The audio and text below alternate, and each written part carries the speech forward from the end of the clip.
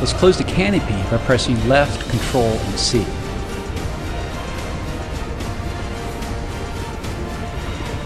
Our next step is to start our two engines. Before you do so, make sure your throttle controller has a 0 power setting. Start the left engine by pressing right, Alt, and Home.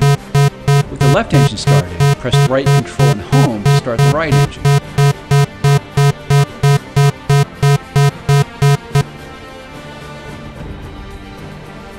Off the lower left corner of the TV display is the engine gauge, with needles marked 1 and 2 for the two engines. When an engine is being started, one of the two green lights below the gauge will light. Once the light turns off, it indicates that the engine is ready for operation. In the lower left corner of the dash is an aircraft symbol that indicates the status of your flaps, landing gear, and air brake. Lower your flaps to the takeoff position by pressing left shift and F.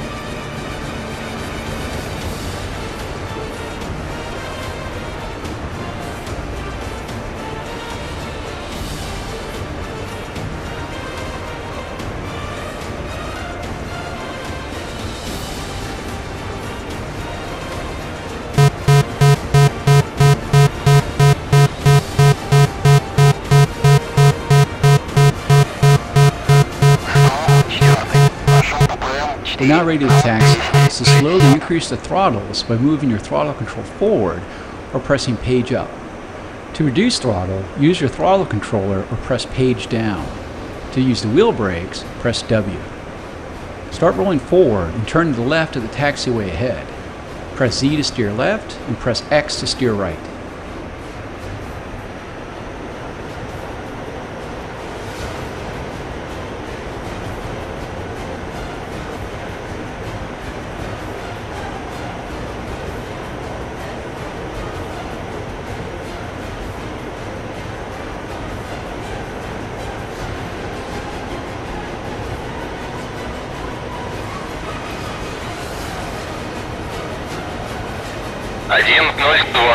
Ассистент, разрешаю руление на полосу 26.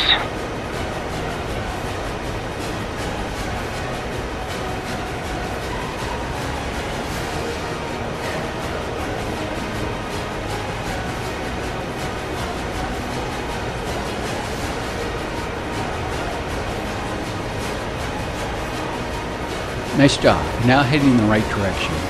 Keep your taxi speed around 10 kilometers per hour as indicated in the top left corner of the HUD. As you taxi, use small, smooth rudder corrections to keep you aligned on the center of the taxiway.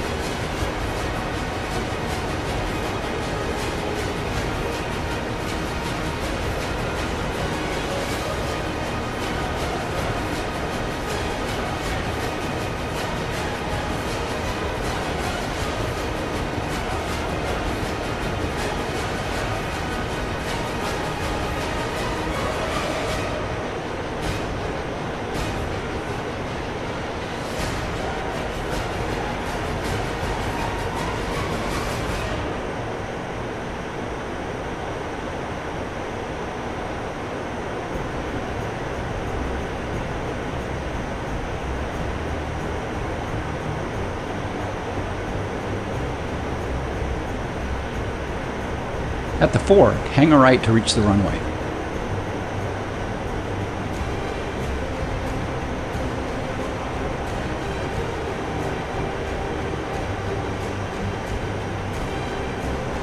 As we taxi, you can go to external view by pressing F2 and return to the cockpit by pressing F1. You can zoom in and out using the keypad star and / keys. Rotate the views using the keypad direction keys.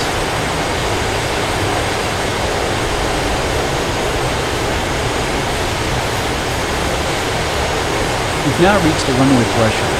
Taxi on the runway to the right and align yourself down the length of it.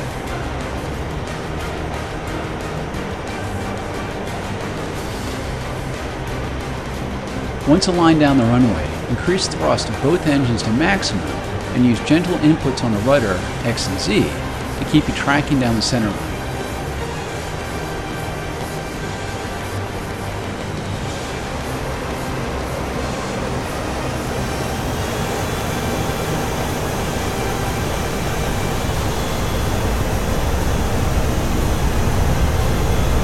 When airspeed, as indicated in the top left corner of the HUD, indicates about 250 kilometers per hour, gently pull back on the controller and allow the aircraft to fly itself off the runway. Don't yank the controller back to force the aircraft into the air. As mentioned before, your airspeed in kilometers per hour is indicated in the top left corner of the HUD. The top right-hand corner of the HUD is your altitude in meters. Between the altitude and speed indications is your heading table. With positive climb established, raise the landing gear by pressing G. In the center of the HUD is the pitch and roll indication. Along the right side of the HUD is your pitch ladder and vertical velocity indication. Go ahead and raise to flaps by pressing left control and F. This concludes this lesson of starting up the SU-25T, taxiing, and taking off. You can end the lesson now by pressing the escape key.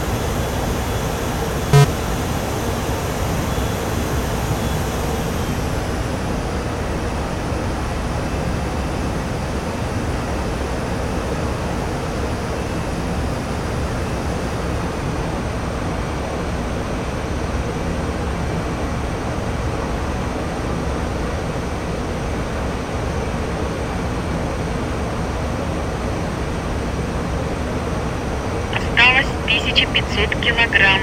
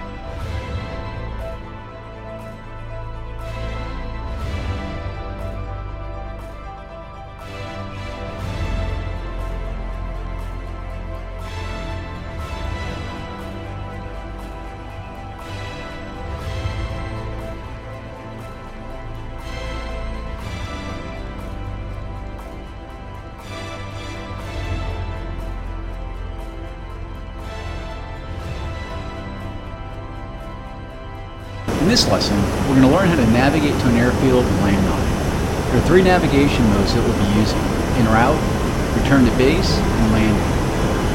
These submodes are selected automatically at appropriate points along the side of the flight path, but they can also be cycled manually. In this lesson, we'll use the automatic mode. I currently have the lesson paused as I explain some of the finer points.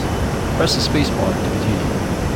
What we'll learn in this lesson is how to navigate to a waypoint using en route mode, switch to return mode automatically, and then switch to landing mode automatically. We're currently in en route mode, as indicated in the bottom left corner of the HUD. This mode allows us to fly from waypoint to waypoint sequence automatically, as we did in the prior navigation lesson. However, in this lesson, we'll try manual selection. Our current waypoint is 0, our starting point, as indicated in the bottom right corner of the HUD, with a range of 0. Press left control and tilde to manually select waypoint 1. Good. You will now see that waypoint 1 is selected with a range of 8.6 kilometers. Press left control and tilde again to select waypoint 2. You can see that waypoint 2 is 15.5 kilometers from us. As we learned in the prior lesson, we can see the direct heading of the waypoint is indicated by the yellow arrow on the HSI, and the twin white arrows indicate our path to fly the course line. Directly above the HSI is the Attitude Director Indicator, or ADI. This is a sphere with one hemisphere white and one hemisphere black. In the center of the ADI is a white air crescent.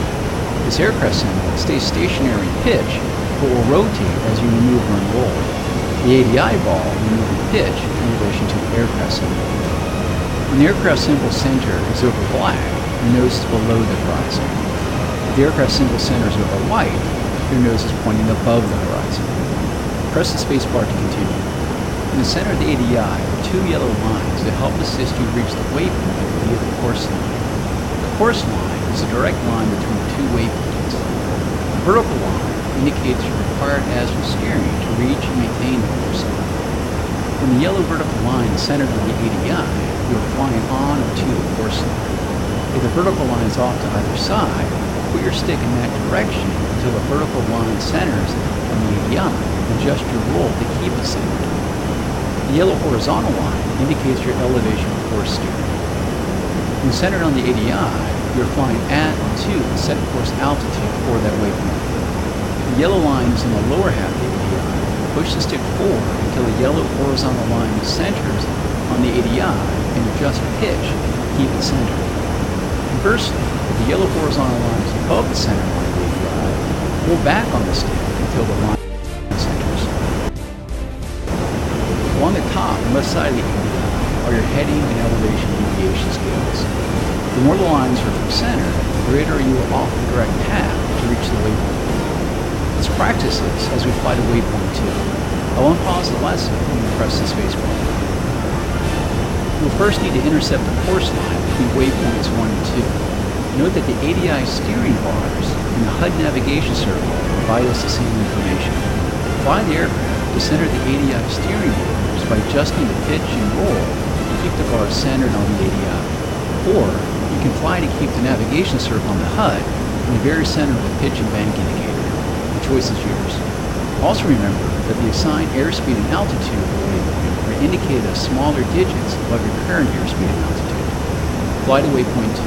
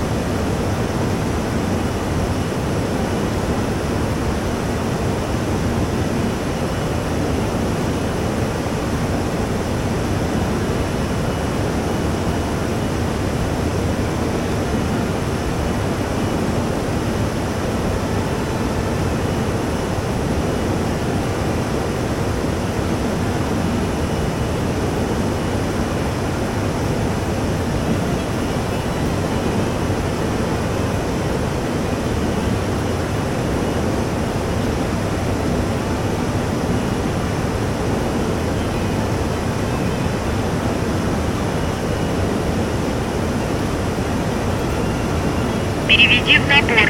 Переведи в набор. Переведи в набор. Предельный угол атаки. Предельный угол атаки.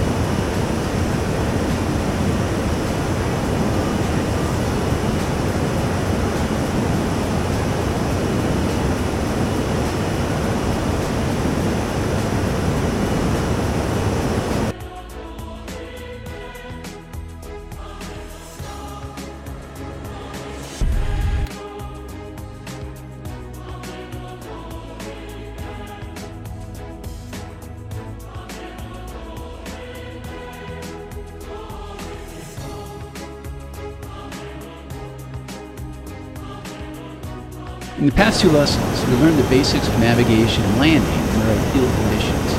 In this lesson, we're going to put what you learned to the test by finding an airfield and landing on it at night during a thunderstorm. Sounds fun, huh? Let's turn on the cockpit mode by pressing L. We're currently in route mode. We have no airfield at the final route destination. So let's select return mode by pressing 1.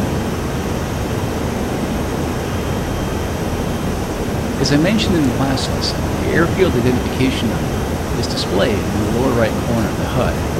21 is the ID code for PASCAL airfield, the smallest runway I can find in the game just for you. If you want to get return steering to a different airfield, you can press left control tilde until you select the airfield you want.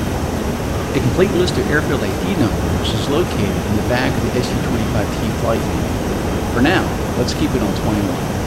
Press the spacebar to continue.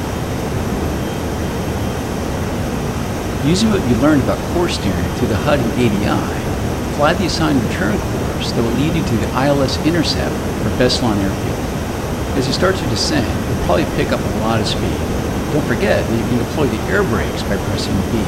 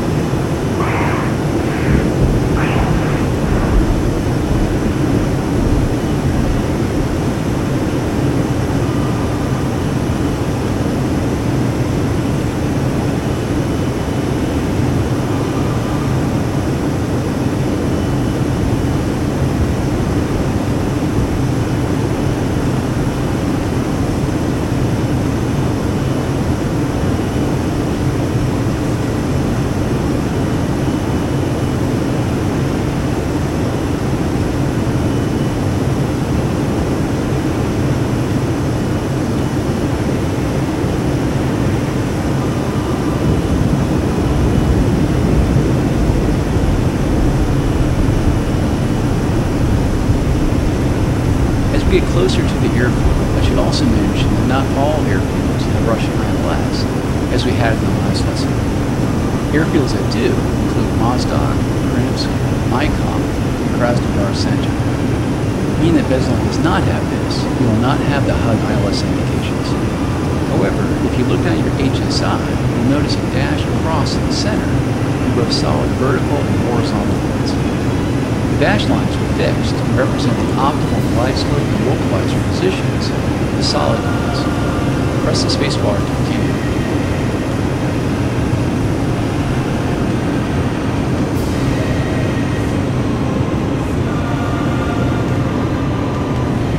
Переведи в набор.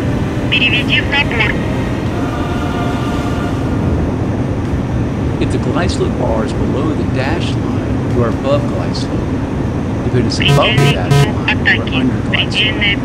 If the localizer line is left of center, you need to fly to the left. If the localizer is to the right of center, you need to fly to the right. You always fly to the new.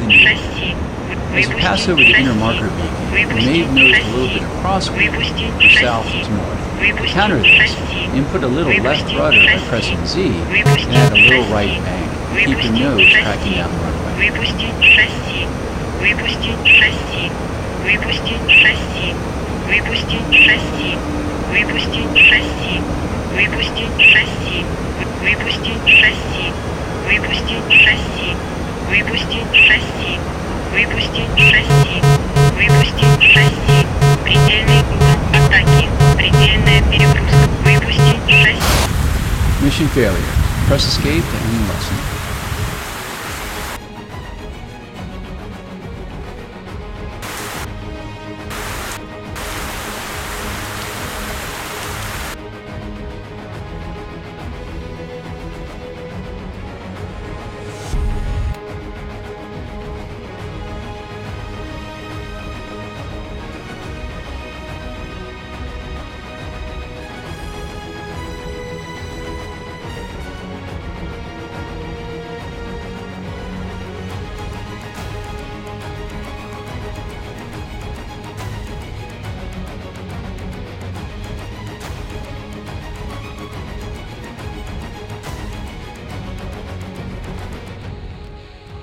In the past 2 lessons, we learned the basics of navigation and landing under ideal conditions.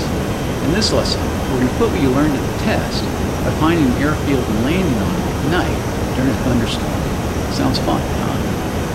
Let's turn on the cockpit light by pressing L. We're currently in route mode. We have no airfield at the final route destination. So let's select return mode by pressing 1. As I mentioned in the last lesson, the airfield identification number is displayed in the lower right corner of the HUD. 21 is the ID code for the best line. The smallest runway I can find in the game, just for you. If you want to get return steering to a different airfield, you can press left control tilde until you select the airfield you want. A complete list of airfield ID numbers is located in the back of the SU-25T flight manual. For now, let's keep it on 21. Press the spacebar to continue.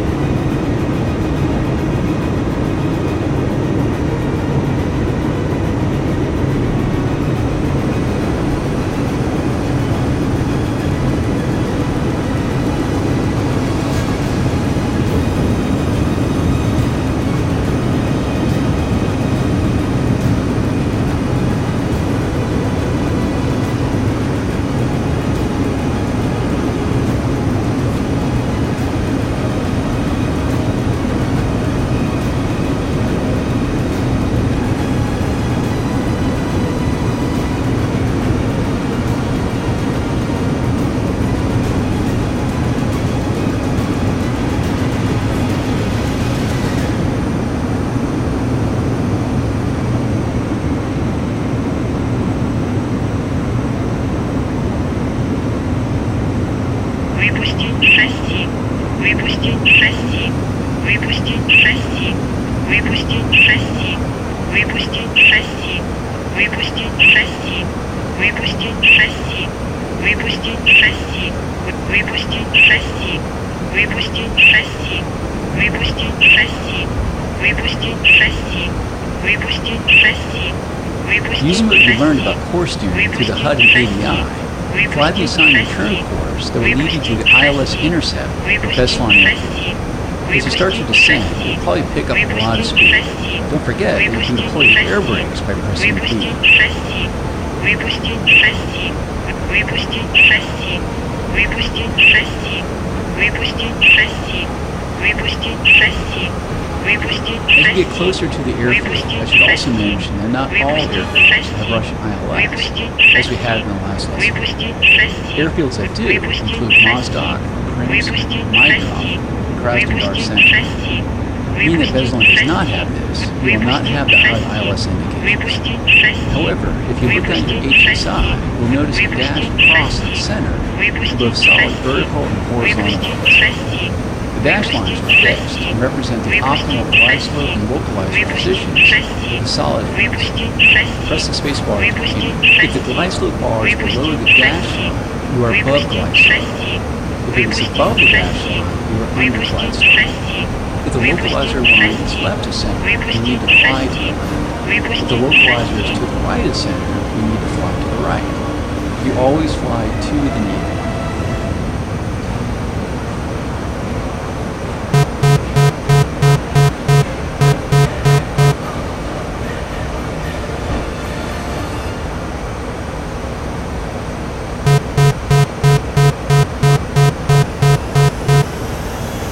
Предельный угол атаки.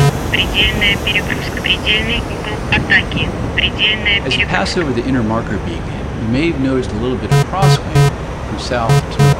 To counter this, input a little left rudder by pressing Z and add a little right. Mission failure. Press escape to end the lesson.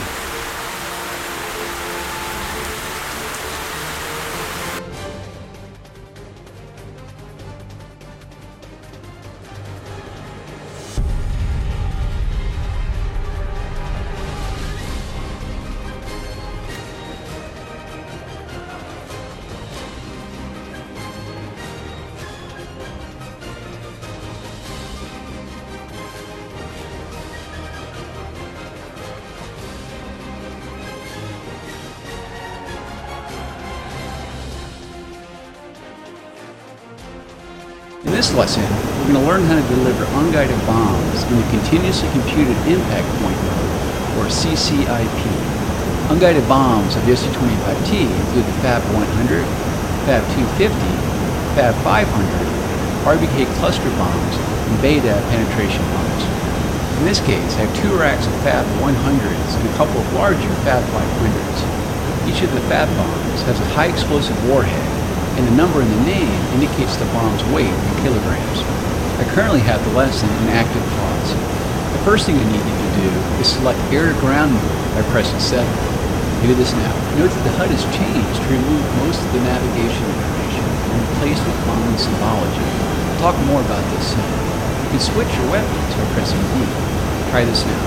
When you cycle a weapon, take a look at the weapon status panel in the bottom center of the front dash. It's the black panel with the shape of the wing along the top. There are two rows of lights below. The top row of yellow lights indicates the weapon stations that have weapons attached to them. And the lower row of green lines indicates weapon stations that are loaded with the currently selected weapon type. In the top right corner of the panel, a B symbol is displayed. This indicates that the selected weapon type is a bomb. You can also see the symbol in the lower right corner of the HUD.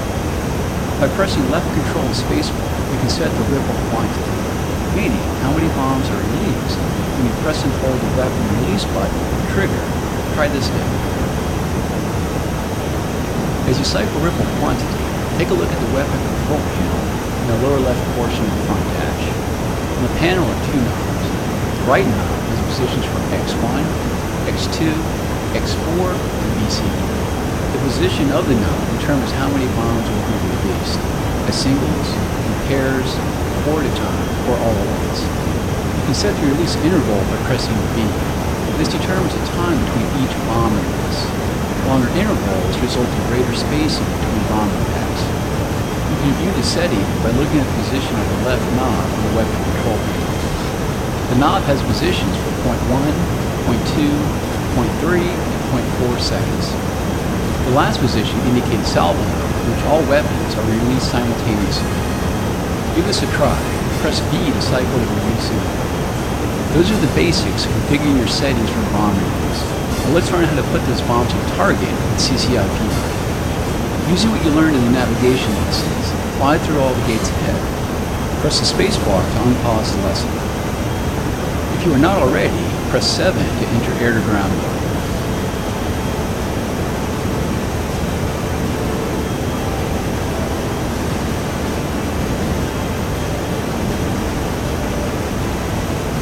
On the HUD, you can see a pipper with a dot in the center. This is your bombing reticle, and you use it to aim your bombs. When you're within valid bomb release parameters, indicated by the launch authorization key on the HUD, the bombs will impact where the bombing reticle pipper is at time of weapon release. Along the left side of the HUD is the range scale bar and caret that indicates the bomb fall range.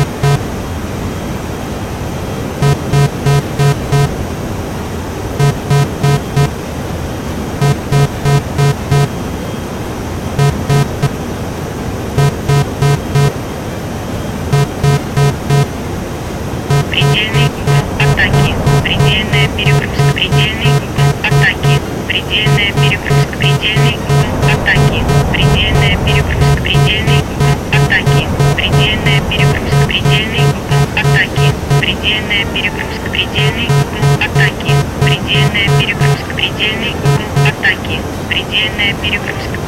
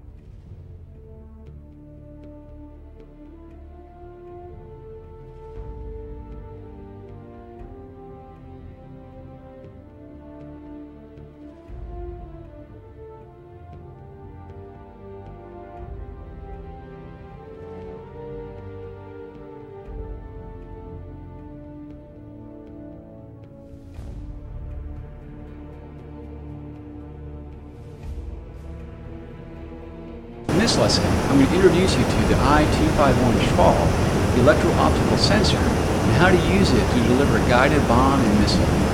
Specifically, we'll learn to employ the KH-29T guided missile and the KAT-500KR guided bomb. I've started the lesson in active pause mode as we learn to use the sensor. The first thing I'll ask you to do is enter air-to-ground mode by pressing 7. Do that now. Now that we're in air-to-ground mode, we need to activate the SHVAL sensor in the nose of the aircraft.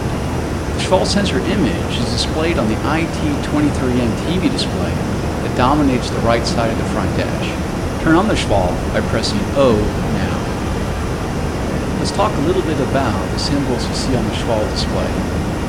On the top and left side of the display are scales and reference carats that indicate how far your sensor is slewed off from the center line bore sight position. The top scale is your azimuth slew that extends 40 degrees left and right of center. The vertical scale